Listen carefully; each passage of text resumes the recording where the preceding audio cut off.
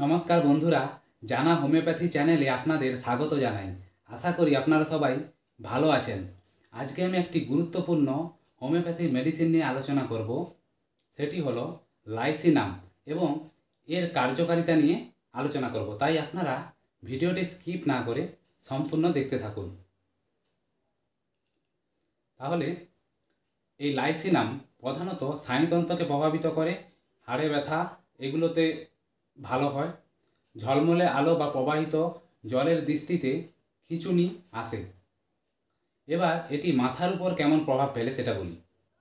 কি হয় না, লাইসোফোবিয়া, আপনার পাগল হওয়ার ভয় থাকবে, আবেগ এবং খারাপ খবর বৃদ্ধি হবে, তরল চিন্তা, সমস্ত ইন্দ্রিয়ের প্রতি সংবেদনশীলতা, দীর্ঘ মাথা ব্যথা খুব হবে, দীর্ঘস্থায়ী, কপালে খুব যন্ত্রণা করবে। এগুলো হচ্ছে মাথার সিমটম।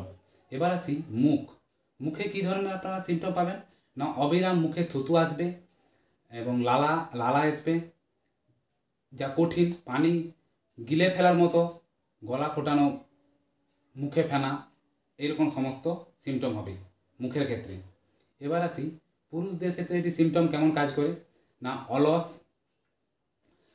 সময় কোনো নির্গমন, অন্ডকোষের অ্যাট্রফি, অস্বাভাবিক যৌন ইচ্ছা থেকে অভিযোগ, এগুলো হচ্ছে পুরুষদের ক্ষেত্রে হয় সিমটম।